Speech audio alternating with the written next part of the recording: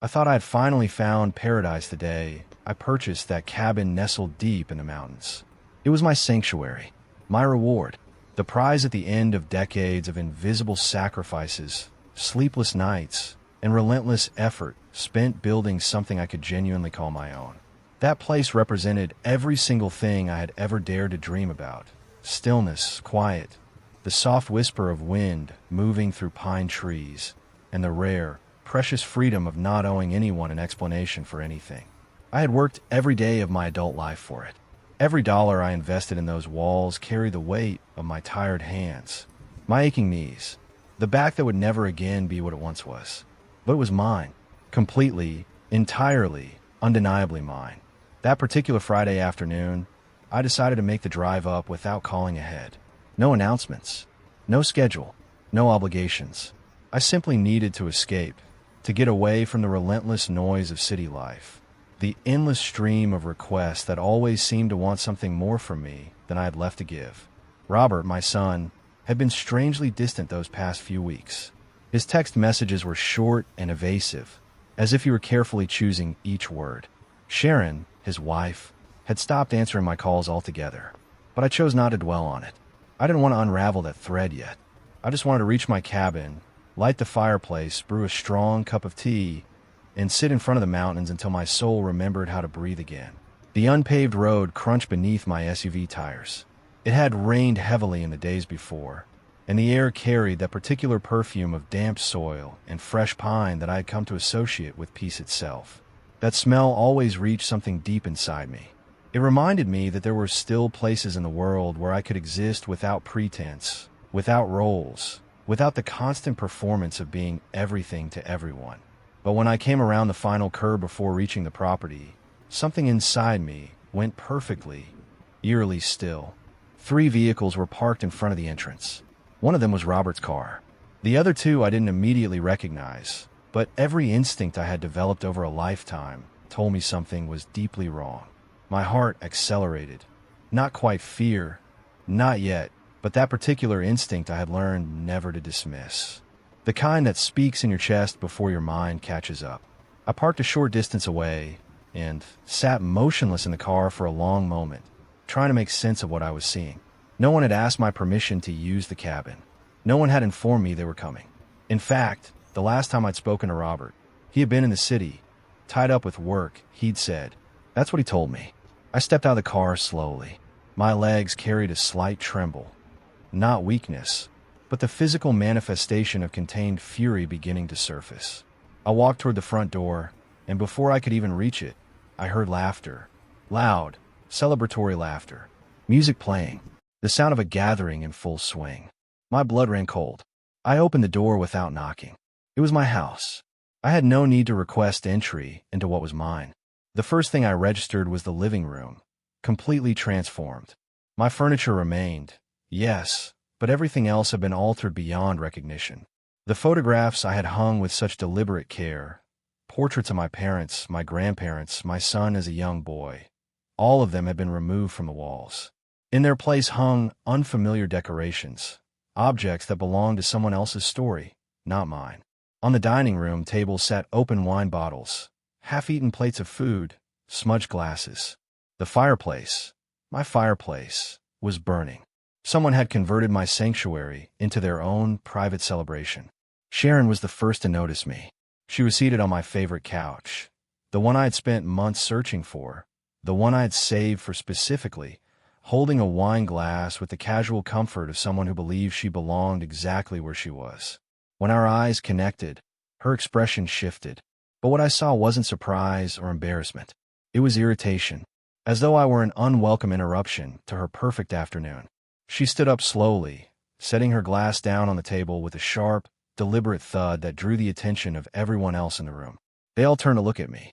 Robert was seated near the window. The color drained from his face the moment he saw me. Beside him sat Joe and Lucy, Sharon's parents, 2 people I barely knew, but who were now installed in my living room with the ease of people who believed they had every right to be there. Sharon crossed her arms and walked toward me. Her gaze was glacial, pure, thinly concealed contempt. There was no greeting, no apology, no attempt at explanation. Only a question, coated in venom. "What do you want here, you old trespasser?" The silence that collapsed over the room in the wake of those words was so complete, so absolute. You could have heard a pine needle fall outside. No one moved. No one exhaled. Every person in that room was watching me, waiting to see how I would respond, waiting for me to crumble, to apologize, to step backward, and make myself small as I had probably done 100 times before. But something inside me had fractured at that moment, cleanly and permanently. It wasn't simply the invasion of my property. It was the audacity, the sheer, breathtaking audacity of treating me as though I were the one in the wrong, as though I had no right to stand in the house I had purchased with my own money, my own decades of sacrifice. Sharon's voice rose as she continued, saturated with an entirely baseless confidence. "I'm going to call the police," she announced. "You cannot simply walk on a private property like this without permission. This is trespassing." Something extraordinary happened inside me in that moment. A strange, crystalline calm descended over me. Not the calm of resignation, but of absolute clarity. For the first time in longer than I could remember, I knew with perfect certainty exactly what to do. I was not going to scream. I was not going to weep. I was not going to beg anyone for an explanation. I was going to stay. I was going to sit in my own home and watch as their carefully constructed web of lies began to unravel thread by thread. I smiled. It was small, controlled, but Sharon saw it, and something flickered behind her eyes, a crack in her certainty. She had expected tears, anger perhaps, an embarrassed retreat, but not this particular quality of stillness. "Go ahead," I said, my voice clear and unhurried. "Call the police if you have the nerve." I walked calmly to the couch directly across from hers and sat down. I folded my hands in my lap and looked at each of them in turn, unhurriedly, deliberately. Robert refused to meet my eyes. Joe and Lucy traded nervous glances like cards in a hand they didn't know how to play. Sharon remained standing, phone already in her grip, but her thumb had stalled above the screen. Something in my composure had disoriented her. I sat there in my own house, surrounded by people who had invaded my space, who had lied and deceived, and erased my presence from my own walls. But I felt no fear, no uncertainty, only a cold, unshakable determination that had been building for years and had finally found its footing. I was going to reclaim what was mine. I was going to watch as each one of them faced the consequences of what they had done. And I was going to do it without raising my voice, without losing my composure. Because real strength doesn't announce itself with shouting. Real strength waits. And I had waited more than long enough. Sharon was still on her feet, phone in hand, but her fingers remained frozen. "You're not going to call?" I asked, my tone almost gentle. "I told you to go ahead. I'm waiting." Robert stood abruptly. His face had gone the color of ash. I recognized that expression. It was the same one he had worn as a child when he knew he had done something terribly wrong and couldn't find his way out of it. He crossed the room toward Sharon and placed a hand on her shoulder as if trying to stop her, but she shrugged him off with barely contained fury. "I don't need your permission, Robert," she snapped, her eyes still locked on mine. "Someone has to establish some boundaries here." Joe cleared his throat from his position on the sofa. He was a broad, heavy-set man whose deep voice carried the practiced authority of someone accustomed to being taken seriously. He rose slowly and moved to stand beside his daughter, his posture a deliberate act of solidarity. "Mrs. Martin," he began, in the particular tone people reserve for children they believe are confused, "I think there has been a misunderstanding here. Robert gave us permission to use the cabin this weekend. He told us you were traveling, that you wouldn't be arriving, that there would be absolutely no issue. He specifically assured us that you had authorized all of this." I felt the heat surge through me, but I kept every trace of it from my expression. So that was the fabrication they had built. Not only had they occupied my property without my consent, they had used my name. They had invented an authorization I had never granted. They had manipulated the truth to make themselves appear entirely reasonable. "Robert told you that?" I asked, looking directly at my son. "You told him I authorized this?" He opened his mouth. Nothing came out. His gaze moved frantically between me and Sharon, between Sharon and her parents, searching for some exit from the moment. But there was none. The truth was there, exposed and undeniable, waiting for someone to acknowledge it. Lucy spoke next from her seat. She was a slight woman with a cutting voice and that perpetual expression of quiet superiority that had unsettled me from the very first day I'd met her. "We had no idea you weren't aware," she said, with the practiced innocence of someone who had spent decades deploying it. "Robert invited us. He said it would be a family weekend, that you would arrive the following day, and that we should get everything prepared for when you came. We even tidied the house. We went to the market. We bought groceries. Also that you would be comfortable when you arrived."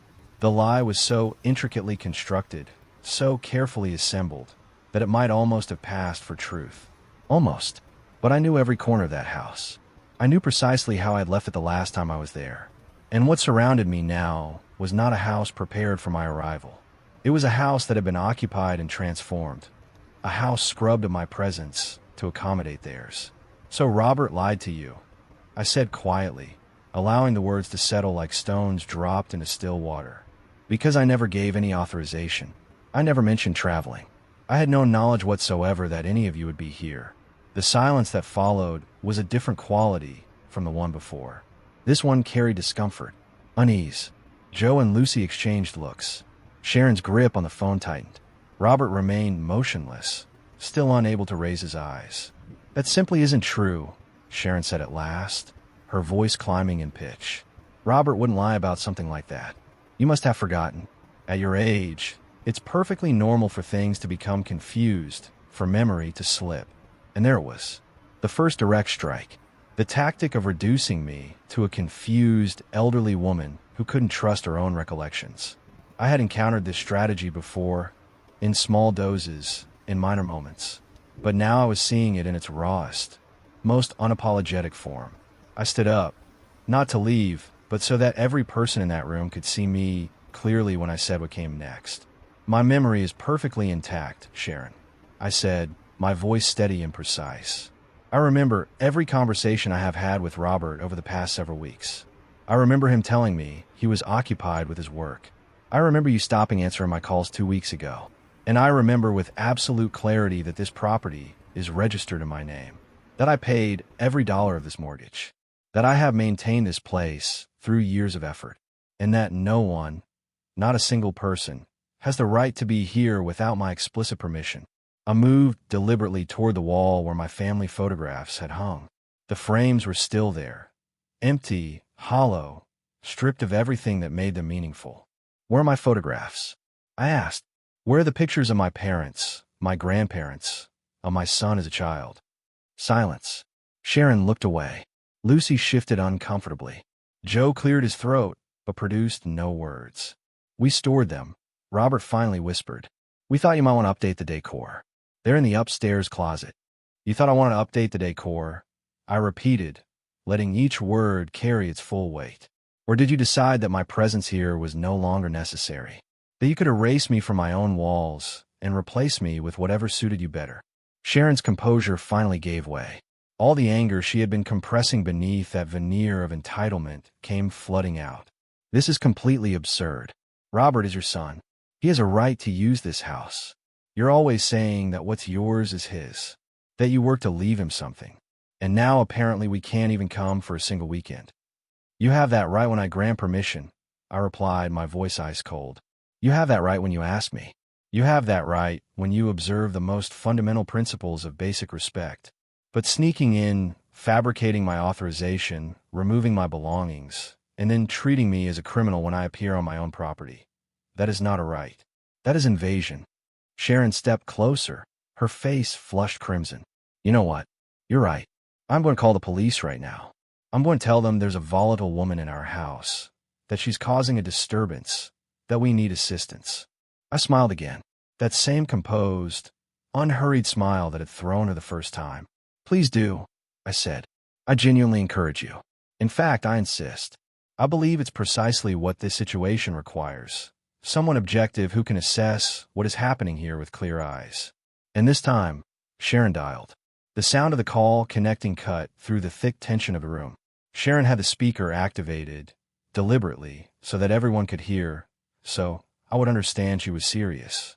Her hand trembled almost imperceptibly, but her expression held its defiance. Robert had returned to his chair, his head buried in both hands. Joe and Lucy sat watching the scene unfold like reluctant spectators at a performance they hadn't anticipated attending. A woman's voice answered. "Local police. What is your emergency?" Sharon drew a slow, steadying breath before speaking, engineering her voice into something fragile and frightened. "Yes, hello. I need assistance. There is a woman in our house causing a disturbance. She entered without any permission and is threatening us. We're at the mountain cabin, mile marker 18 off the main road." The blood rose hot on my face, but I did not move a single muscle. Every word she spoke was a calculated distortion. Our house, without permission, threatening us. All of it crafted to cast me as the aggressor, the unstable intruder. "Does the individual represent an immediate physical danger?" the operator asked. Sharon looked directly at me with barely restrained hatred. "I'm not certain. She's very agitated. She's in her 60s, but she's behaving irrationally. We're frightened. A unit is on its way. Stay somewhere safe and do not engage with the individual directly. You may leave the premises if necessary." "Yes, we'll try," Sharon replied, concluding the call with theatrical gravity. She turned to the room with an expression of triumph. "You heard them. The police are coming. You should leave before this gets any worse for you." I settled back into the couch. I crossed my legs. I placed my hands in my lap. I was not going anywhere. "I'm not leaving," I said. "I am, in fact, quite eager to speak with the officers. I think they will find what I have to show them extremely informative." The confidence drained from Sharon's face. Just for a moment. Just long enough for me to see it happen. Robert lifted his head and looked at me with an expression I couldn't quite name. Fear, guilt, something approaching remorse. The next 20 minutes were among the longest of my life. No one spoke. Joe and Lucy communicated in whispers. Sharon paced the length of the room, glancing out the window at intervals. Robert sat like stone, motionless, and I remained seated, waiting, with a quality of calm that seemed to unsettle everyone in that room, far more than any outburst ever could have. At last, the sound of an approaching engine broke through the silence. A patrol car pulled up in front of the house. Two officers stepped out, a broad-shouldered older man with weathered features, and a younger woman carrying a notebook. Sharon rushed to the door before they had a chance to knock. She flung it open with an expression of exaggerated relief. "Thank you for coming so quickly. She's inside." She walked in without any authorization and refuses to leave. The officers entered cautiously, their trained eyes moving over the room and its occupants with practiced efficiency. "Who is the registered owner of this property?" the older officer asked, his voice professionally neutral. Sharon opened her mouth, but I spoke first. I said, rising to my feet. "My name is Alice Martin. This is my property." "That's not accurate," Sharon said immediately. "She is my husband's mother. We have permission to be here. She is the one who arrived unannounced and is creating a disturbance." The older officer turned to me with that particular look I had encountered too many times in my life. The expression of someone already leaning toward the younger, more confident version, already inclining toward the assumption that the older woman was confused, that this was some minor domestic misunderstanding not worth too much attention. "Ma'am," he said, with a faint condescension that I recognized instantly. "Do you have documentation confirming this property belongs to you?" I smiled. This was the moment I had been waiting for. "Yes, officer. I have everything necessary." I walked calmly to my handbag, which I had set down near the entrance when I came in. I unzipped it and withdrew a folder I had carried with me habitually for years, out of a deeply ingrained habit of protecting what was mine.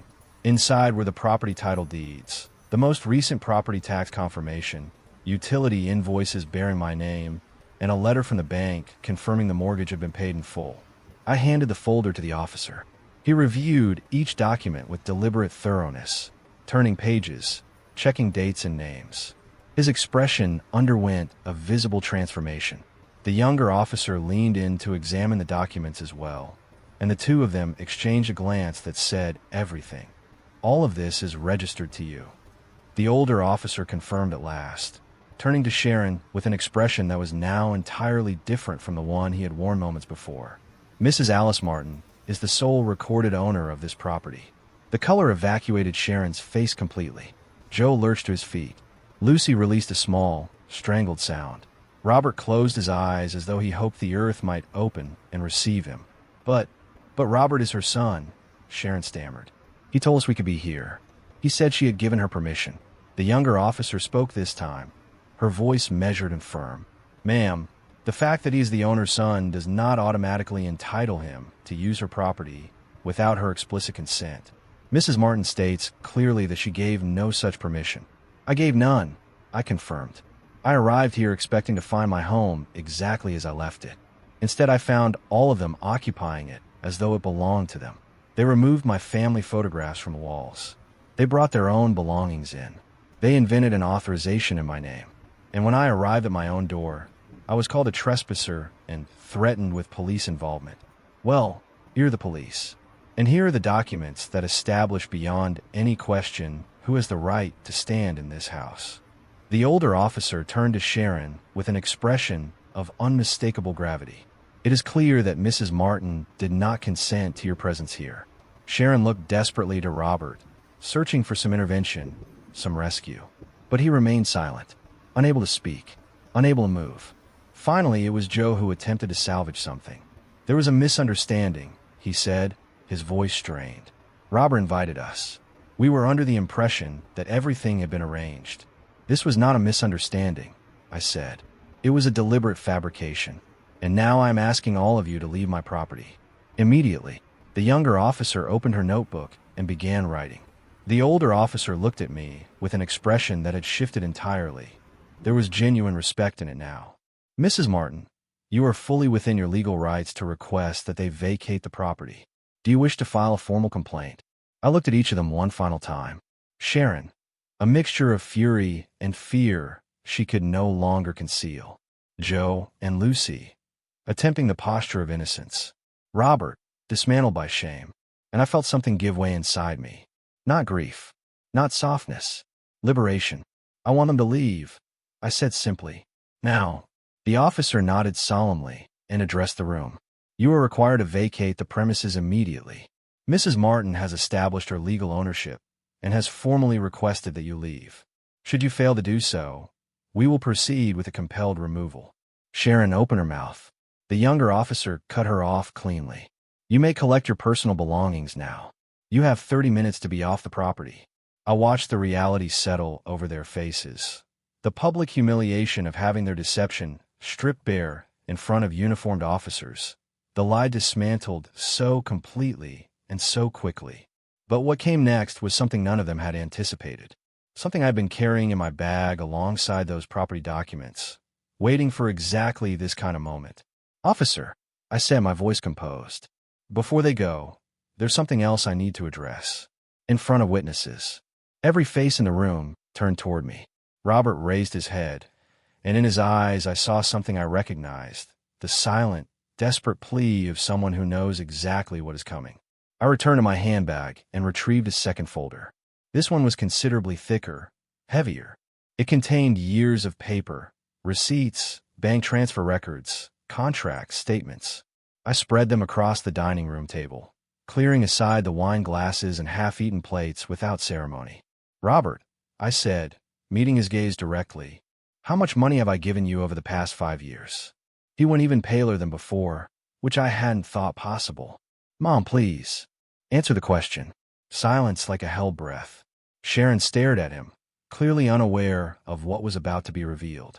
The officers remained in place, not intervening, but plainly attentive. I don't know exactly, Robert murmured. I do, I said, drawing out the first document. $42,000. In 5 years, I have transferred $42,000 to you for the down payment on your home, for your vehicle, for credit card debt that had accumulated beyond your control, for the wedding reception. I paused and looked directly at Sharon. For the European trip you and Sharon took last year. Sharon stepped back as if I had physically struck her. Joe and Lucy exchanged deeply uncomfortable glances and said nothing. Furthermore, I continued, drawing out more papers with the methodical precision of someone who has prepared for this moment for a long time. I cover your car insurance. $300 monthly. I also pay Sharon's gym membership, $150 each month. And for the past 2 years, I have been supplementing 20% of your mortgage payment because you were unable to manage the full amount. That is an additional $800 every single month.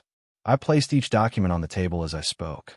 Bank statements, transfer confirmations, email exchanges in which Robert asked, again and again, for help. Each one irrefutable. Each one black ink on white paper.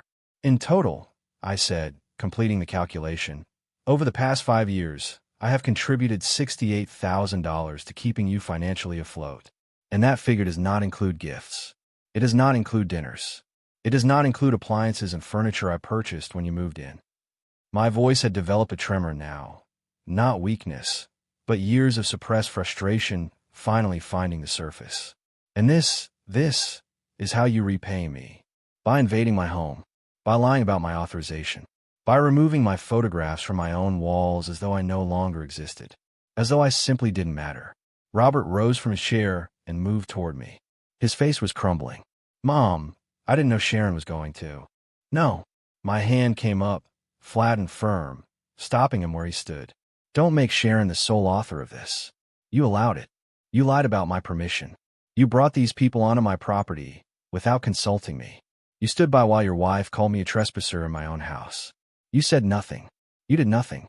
I turned to the officers, who were watching with expressions that had moved well past professional neutrality. I want you to be witnesses to what I am about to do. I took out my phone, opened my banking application. My hands were not shaking. They were steady, certain, ready. As of this moment, I am canceling every automatic transfer to Robert Martin's accounts. The words dropped into the room like individual stones. I'm canceling his car insurance payment. I am canceling my monthly mortgage contribution. I am canceling Sharon's gym membership subscription. Button by button, I moved through each cancellation. Each confirmation notification that appeared on my screen was a door closing, gently, permanently, with quiet finality. Sharon watched this unfold with mounting horror. Her hands pressed over her mouth. Joe had risen from his seat, trying to process the magnitude of what was happening. Lucy sat rigid and motionless. Mom, wait, Robert begged. We can talk about this. There's still time to fix this. There is nothing to fix, Robert, I replied, without pausing. For years, I have been the one who fixed things. I have settled your debts. I have absorbed your mistakes. I did it because I loved you, because you were my son, because I believed it was what a good mother did. But somewhere along the way, I confused genuine support with enabling. I confused love with being used. I finished the cancellations and put the phone away. Then I drew out one final document from the folder. The vehicle you drive, Robert, is co-signed in my name. I put down the deposit, and I am listed on the loan. If you miss payments, the consequences come to me. So I will also be contacting the bank this week to have my name formally removed from that contract. If you cannot carry the full payment independently, the vehicle will have to be returned to the lender. You can't do that, Sharon said, her voice breaking open. That's our car. We need to get to work. Without it, You should have considered that, I said quietly, before you walked into my home uninvited. Before you disrespected me. Before you assumed I would always be there to absorb the cost of your choices, regardless of how you treated me. Lucy found her voice for the first time in several minutes. Her sharp tone, now edged with indignation rather than superiority. This is cruelty. They are your family. How can you be so severe with your own son? I turned to face her with a stillness that I felt in my bones. Severe? You want to understand what severe looks like, Lucy? Working 60 hours every week for 30 years to give my son a better life than I had. Sacrificing my own ambitions to fund his education. Going without holidays, genuine rest, because every extra dollar went to him. And then discovering, after all of that they regard me not as a human being who deserves respect, but as a resource, a financial instrument to be accessed when required. My voice rose for the first and only time, carrying the accumulated weight of years. You arrived here, you and Joe, 3 months ago, when Robert and Sharon offered you a place to live because you could no longer afford your own rent. And do you know whose money has been quietly subsidizing that generosity? Mine. My $800 a month toward that mortgage is what has been providing you with a roof. You have been living, in practical terms, on my labor, while treating me as an unwanted intruder in my own property. Joe opened his mouth. No words materialized. I retrieved the final document from the folder. It was the mortgage agreement for Robert and Sharon's house. Tomorrow morning, I will call the bank and withdraw my monthly contribution. You will be required to cover the full payment independently. If you cannot do so, the bank will initiate foreclosure proceedings within 90 days. The silence that followed those words was total. Even the officers appeared affected by the weight of what had just been said and done. Sharon's hands were pressed over her mouth, her eyes wide and filling. Joe stood motionless. Lucy looked like a woman who had not previously understood that the ground beneath her could move. Robert wept without sound, tears moving down his face unchecked, no effort made to stop them. I gathered every document back into the folder with slow, intentional movements. Each paper I folded was a chapter closed, a tie carefully, permanently severed. A chain that I had carried for years finally laid down. You have 30 minutes to collect your belongings and go, I said, looking to the older officer. That is correct, Mrs. Martin, he confirmed, consulting his watch. We will wait outside to ensure the departure takes place without further incident. The two officers stepped out onto the porch, leaving us a pocket of privacy that I had not requested, but that they presumably felt was appropriate. A final opportunity for what remained of the family to say what it needed to say. Robert was the first to move. He approached me with careful, tentative steps, as though the floor between us had become uncertain. Mom. His voice fractured on a single word. I'm so sorry. I'm truly sorry. I never wanted things to reach this point. I thought you wouldn't object to us coming up for a few days. A few days, I said. And the photographs. The lie about my authorization. Standing there while your wife called me a trespasser in my own home and saying nothing. Not a single word in my defense. That was Sharon, he said immediately. She was nervous. She reacted without thinking. No. I stopped him again, gently but absolutely. Don't reduce this to Sharon's reaction. You were here. You saw exactly how she spoke to me. You chose silence. You allowed it. You permitted your wife to call me that in my own house, and you did not say a single word. He lowered his head. He had no answer, because there was none. Sharon finally found her voice, but it sounded nothing like the voice that had threatened to call the police an hour ago. There was no arrogance left in it, only raw, unfiltered panic. Alice, please. You cannot leave us like this. How are we going to pay the mortgage? How do we keep the car? Robert needs transportation for work. I have my own job. Without the car, neither of us can. You should have thought about that, I said steadily, before you played with fire. Before you assumed that I would perpetually be there to repair whatever you broke, no matter how you treated me. Joe tried a different approach, softer now, the bluster entirely gone, something almost pleading in its place. Mrs. Martin, I understand your anger. It is entirely justified. But consider this with a clear head. They are your family. Christmas is only weeks away. Do you genuinely want them spending the holidays facing this?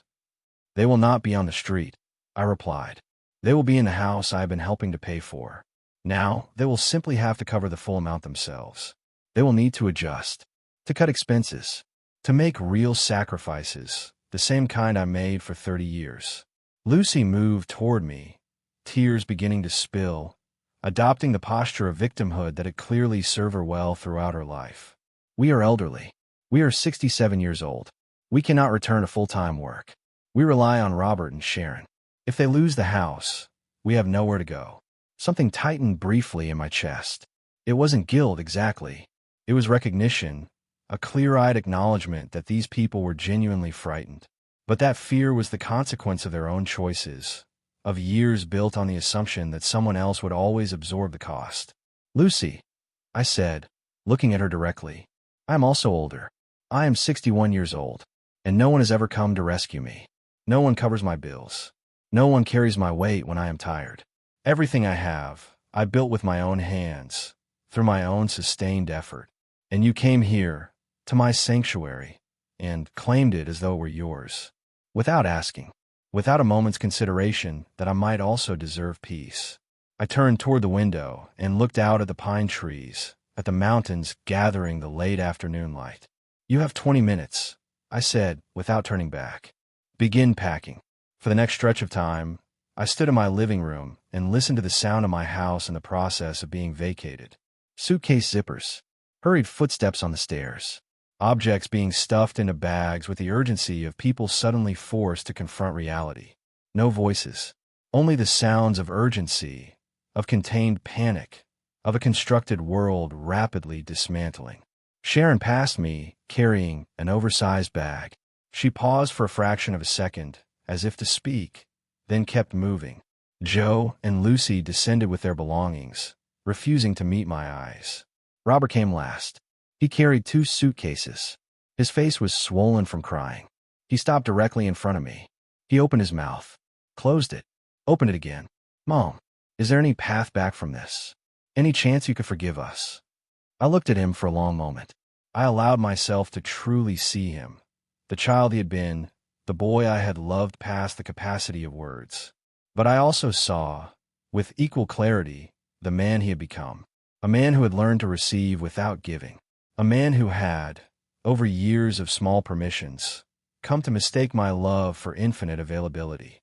Robert, I said softly, forgiveness doesn't arrive with a check attached to it.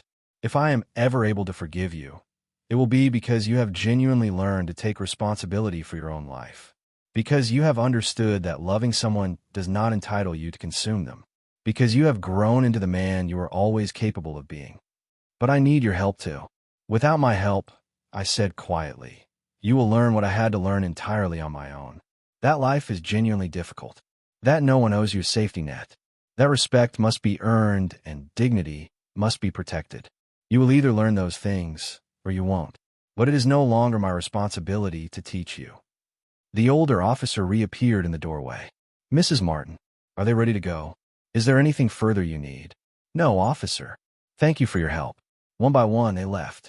Joe and Lucy first, carrying their bags toward one of the unfamiliar vehicles. Sharon followed, her head lowered, the arrogance entirely absent. And finally Robert, walking with the slow, heavy gait of someone carrying an invisible weight. Before he reached the car, he turned back one final time. Our eyes met through the window. I raised my hand. It wasn't a wave. It wasn't a farewell. It was simply an acknowledgement, a quiet recognition that this was real, that it was happening, that there was no road back to where we had been. The engines turned over. The taillights came on, and slowly, one after another, all 3 vehicles moved down the dirt road and disappeared into the growing dark, trailing dust behind them. The officer stopped by the porch one last time. Are you going to be all right? The younger officer asked, and her concern was genuine. I smiled, and for the first time in what felt like a very long time, it was a real smile, one that came from somewhere true. Yes, I said, I'm going to be just fine. After the officers left, I stood on that porch for a long time, watching the last traces of headlights vanish into the darkness of the mountain road. The silence of the forest rose up around me like something tangible, a presence, warm and full, pressing gently against the edges of everything. It wasn't an empty silence. It was the particular silence of peace, of liberation, of space that is finally, truly your own. I went inside and locked the door. My hands trembled slightly, not from fear, but from the adrenaline of the past several hours beginning to release its grip on my body. I had done something that afternoon that I had been postponing for years. I had said no. I had drawn a line. I had chosen my own dignity over the hollow, exhausting labor of maintaining a false family harmony. I moved through the living room, collecting glasses, clearing plates, removing the remnants of the invasion. And as I worked, my mind drifted inevitably backward to the moments that had led here, to this breaking point that had been quietly accumulating for so much longer than I had allowed myself to acknowledge. I thought about Robert at 23, losing his first job and arriving at my door with tears and desperation. I had just received my first significant pay raise in years. Money I had planned, specifically, to use for a trip to Europe. A trip I had been promising myself for a decade. A moment of rest I had earned 100 times over. But I had looked into his eyes, seen his fear, and handed over the money. $2,000. That was my vacation. I'll pay you back in 2 months, he had promised. He never did, and I never asked. 6 months later, another crisis. A credit card balance that had grown past managing. $5,000. I had just finished paying off the mortgage on my small city apartment, and for the first time in years, I had felt genuine financial freedom. Room to save, room to breathe. But Robert had arrived with bank notices and the face of a frightened child, and I had depleted my savings once again. This is absolutely the last time, I told him firmly. You have to learn to manage your finances. He had nodded gravely. He had promised to change. A year later, there was another crisis. I sat down on the couch and let the tears come at last. Not tears of sadness, or not only that. They were the tears of liberation. Years of compressed frustration finally finding a release. I cried for all the dreams I had deferred, for every trip I never took, for every small pleasure I had quietly denied myself so that I could give something larger to someone who kept arriving with an empty hand. I cried for the woman I had been, the one who always said yes, who had confused love with self-erasure. And then I cried with relief, because that woman had finally, on a cold Friday evening in the mountains, found the one thing she had been missing. Her voice, her limit, her dignity. I got up and went upstairs to the master bedroom. I found the cardboard boxes in the closet where Robert had said he'd store my photographs. I took them out one by one and carried them back downstairs. And I spent the next quiet hour returning each frame to its proper place on the wall. My mother in her garden, my father in his work clothes, my grandparents on their 50th anniversary, and Robert, small Robert, 5 years old, on his first bicycle, his face bright with uncomplicated joy. I held that photograph for a long time. At what point had he lost that particular light in his eyes? At what point had he learned to take without thinking about the cost? And how much of that, how much of the man he had become, was something I had inadvertently shaped? The question landed with more weight than I had expected, because the honest answer was that some of this, a portion I didn't want to look at directly, was my own doing. I had raised a son who had never genuinely learned to face consequences, because I had always been there to soften them. I had built a safety net so comprehensive and so quietly maintained that he had never once been required to look down. But sitting in that quiet room, I understood something clearly. It was not too late to teach him the most important lesson of his life. Not with words, not with lectures or carefully constructed explanations. With action, by stepping back, by allowing him to fall. By removing the net I had spent decades weaving, and trusting that the fall, however painful, might finally teach him what comfort never had. I lit the fireplace. I made tea. I sat in front of the flames and let the warmth work its way into my tired bones.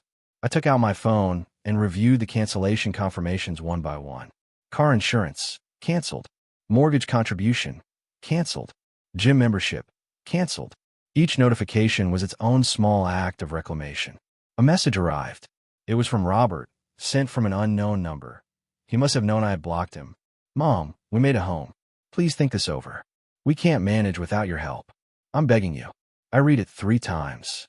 My fingers moved across the keyboard, drafting and deleting responses. And finally I wrote the only thing that was true.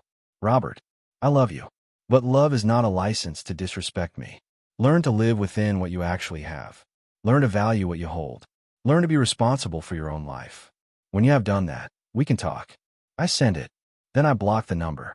And, for the first time in a very long time, the silence that followed felt entirely like mine.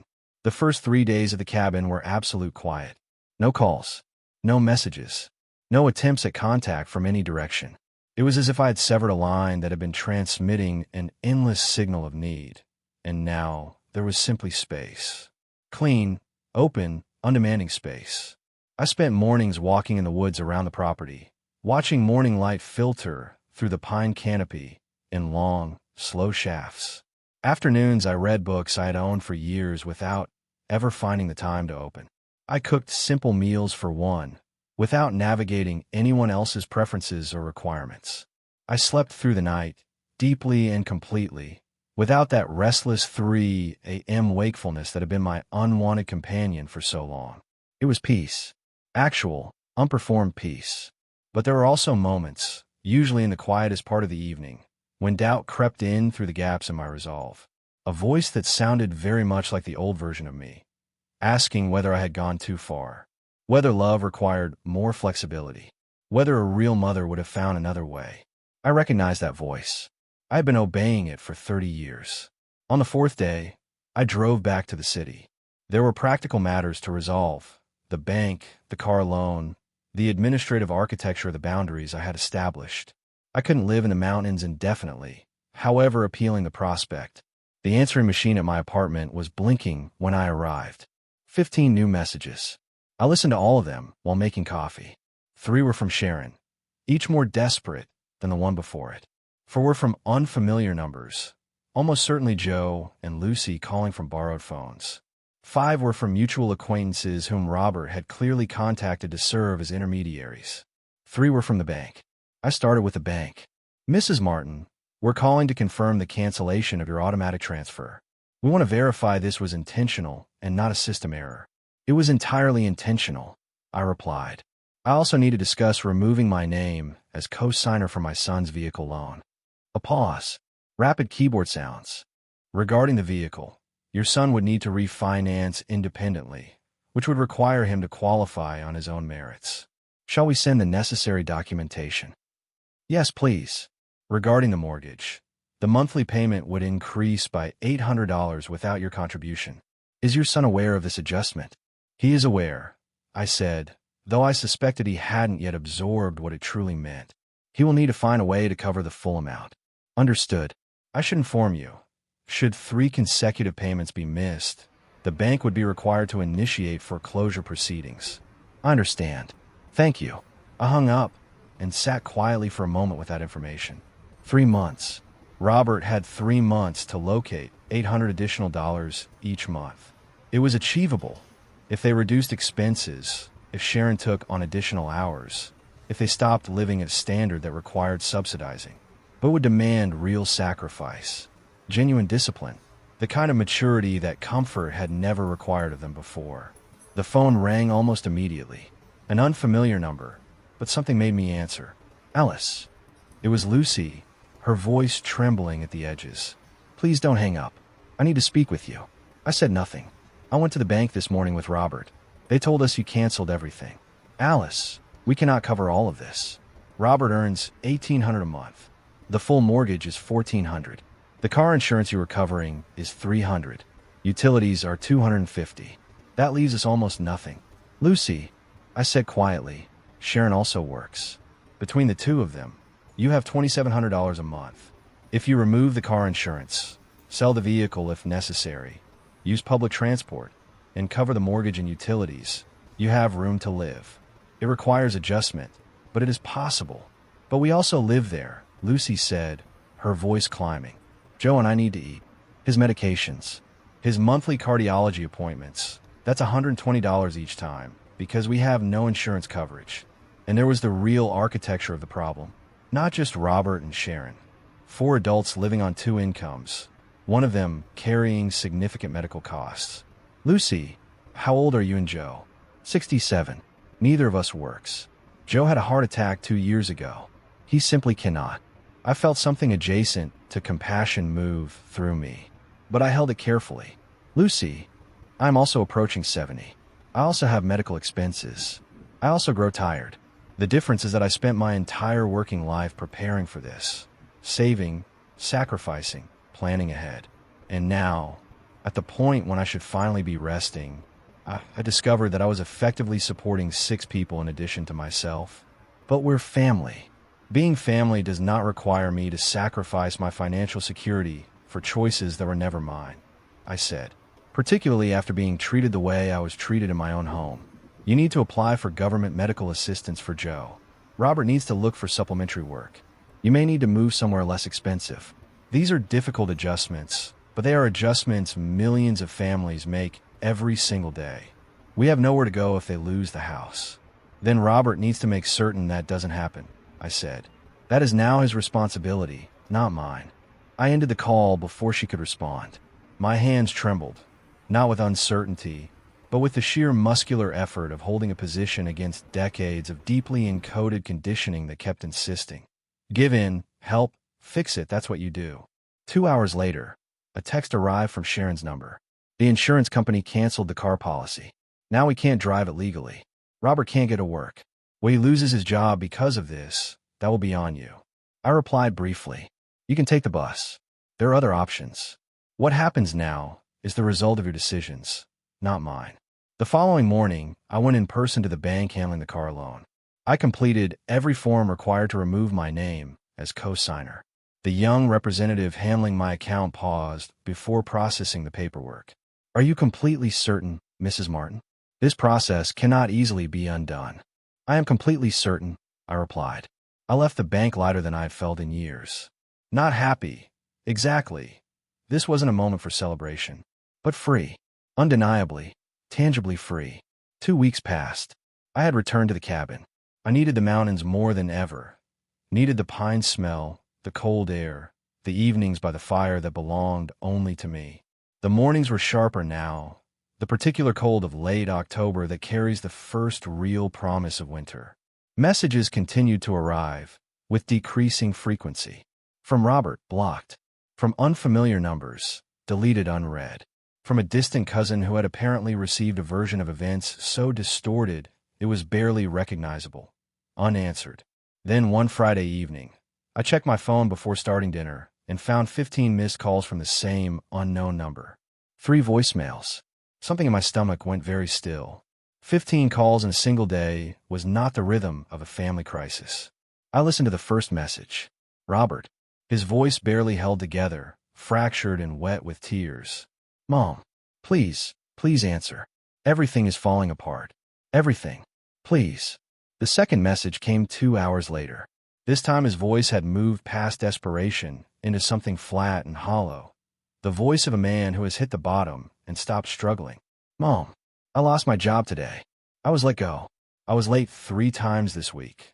The bus doesn't keep consistent time, and my manager said he couldn't accommodate it any further. Without the car, I can't be reliable. And now I have no income. Nothing at all. The third message had been left 30 minutes before I listened. And it wasn't Robert's voice. It was Joe's. Slower, heavier, the breathing effortful. Mrs. Martin, this is Joe. I want you to know what is actually happening here. Robert and Sharon have not stopped fighting for 3 days. She blames him for losing the job. He blames himself for everything. They blame each other. Last night, Sharon said. She said she didn't sign on to support his elderly in-laws. Robert said her parents don't contribute anything either. We're destroying each other. My wife hasn't stopped crying. In 2 days. I can't sleep because of the chest pain. The shouting doesn't stop. The bank called yesterday. The first mortgage payment is past due. Sharon is looking for a rental room somewhere that Joe and I could move into. But with my medical history, no one will agree to lease to us. And Robert is speaking about declaring personal bankruptcy. A pause. Labored breathing. I just thought you should know. I let the phone rest in my lap and sat with what I had heard. The image Joe had painted was one of total collapse. A system that had operated only because of my invisible subsidy, now falling apart in the most destructive way possible without it. Part of me, the part that had been a mother for 61 years, the part that had been engineered by love and by habit to fix things, wanted to call immediately, wanted to say it would be all right, wanted to repair it, as I had always repaired everything. That part of me hurt. Physically, in my chest, like something being slowly compressed. But there was another part, newer but stronger, that held steady and knew precisely what this was. This pain, this chaos, was the natural and inevitable consequence of years of irresponsibility. And if I intervened now, if I reached in and softened it one more time, I would only be ensuring that in 5 years or 10, we would arrive at exactly the same place. The same destruction, the same collapse, just deferred again, at the cost of another portion of my life. The phone vibrated. A text from Sharon's number. Mom, it's me. I know you blocked my number, so I'm using Sharon's. I'm not asking for money. I just need advice.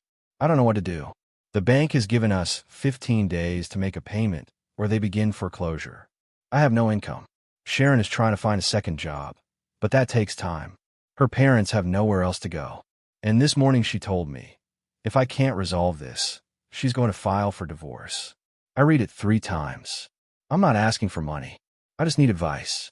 It was the closest thing to accountability I had seen from Robert in years. But was it genuine? Or was it simply a more sophisticated version of the same manipulation?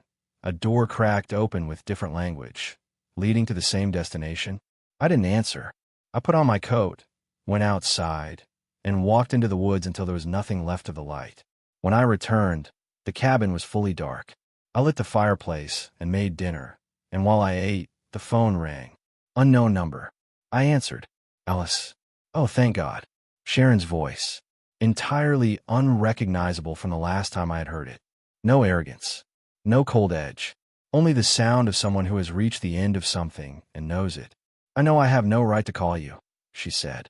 I know exactly how I treated you. But I need you to hear something. I waited. You were right. About everything. Her voice broke and steadied itself.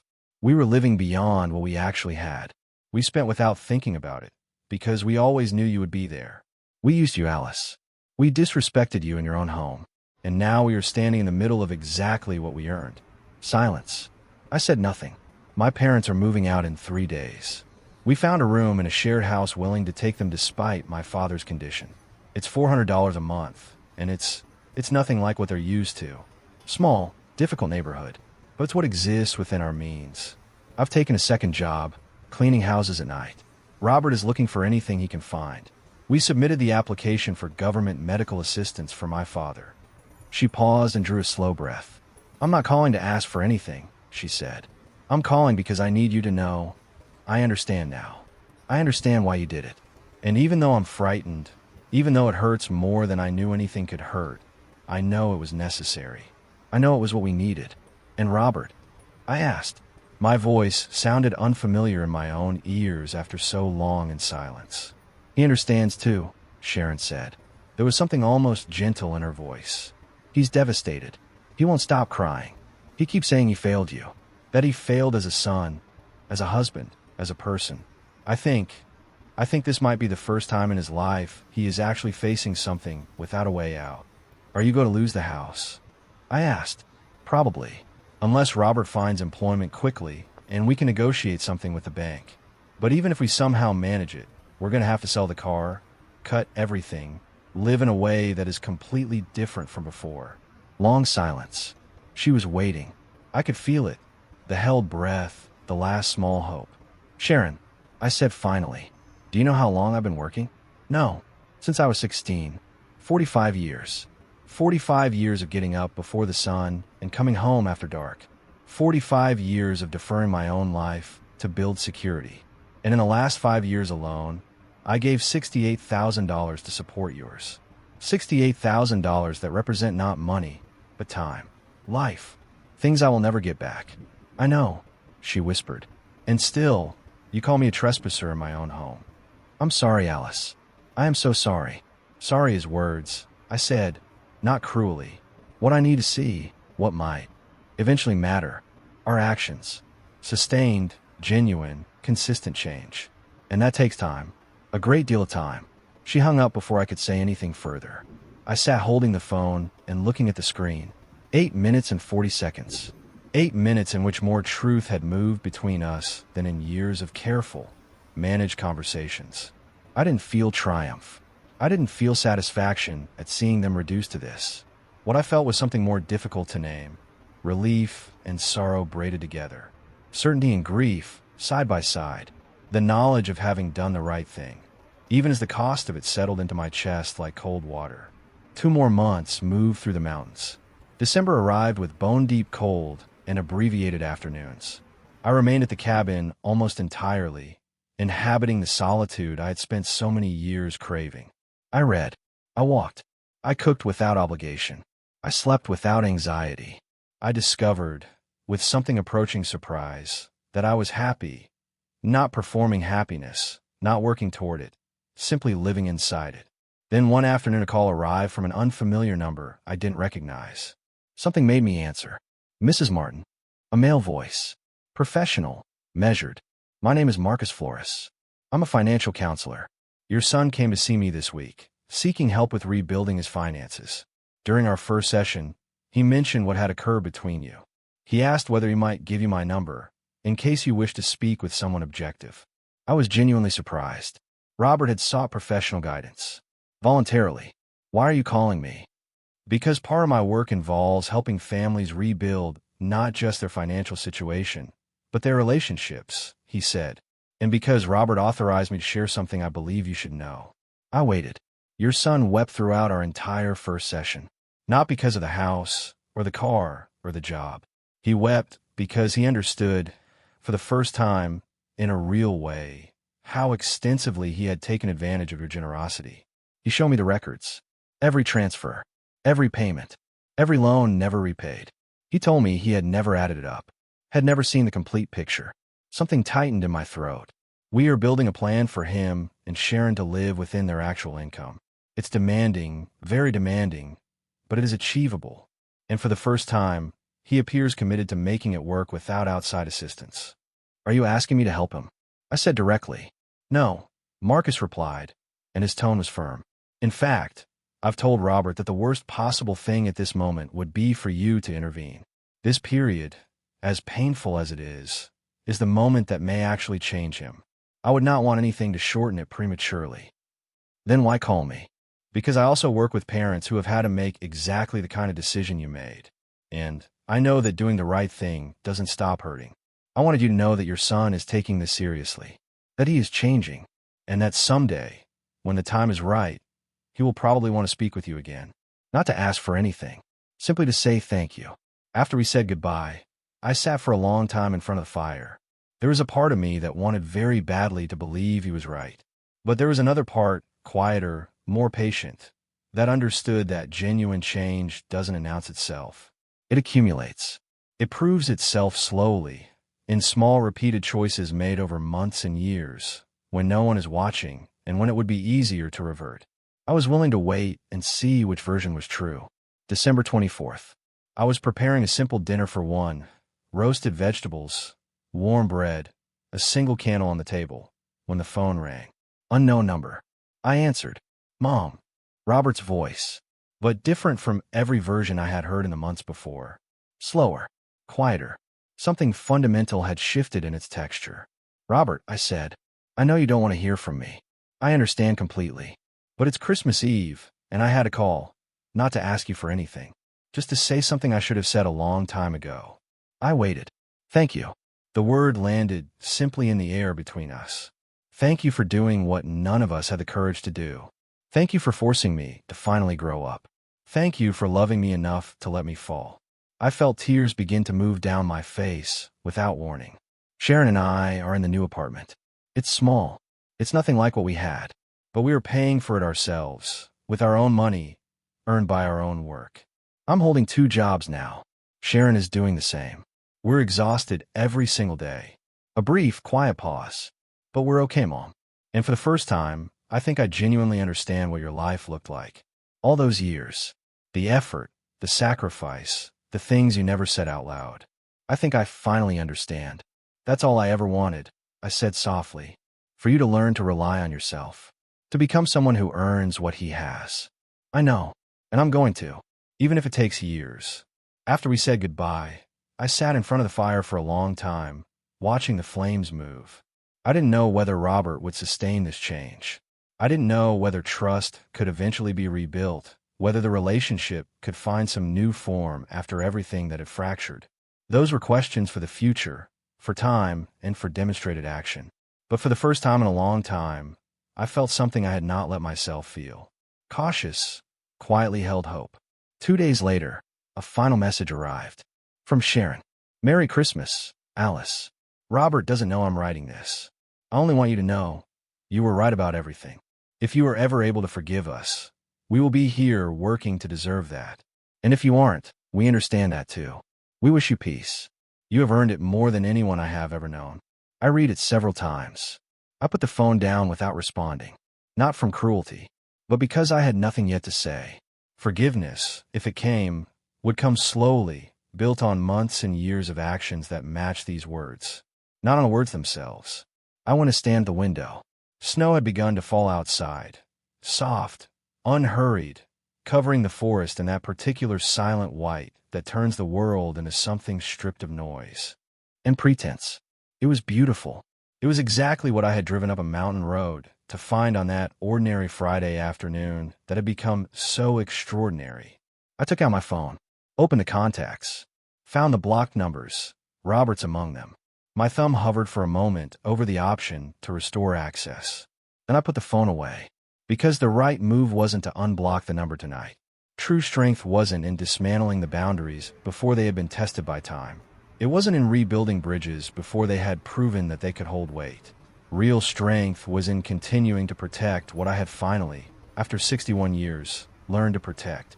My peace, my dignity, my right to be treated as a human being, not a resource. I returned to my chair beside the fire. I picked up the book I had been reading and found the page where I had left off. Outside, the snow kept falling, silent, relentless, covering the world in white. Inside, the fire crackled and threw warmth across the room. And I, Alice Martin, 61 years old, sat alone in the house I had built with my own labor, in the silence I had reclaimed with my own courage. And I was finally, genuinely, at peace. Because I had learned the most important thing. That loving someone does not mean destroying yourself in the process. That being a mother does not require becoming a martyr. That saying no, establishing limits, protecting your space, refusing to be diminished in the name of keeping others comfortable, is not selfishness. It is survival. It is self-respect. It is the only kind of love that teaches anything real. The kind that strengthens instead of softens. The kind that builds instead of enables. The kind that says, I believe you are capable of more than this, and I love you enough to make you prove it.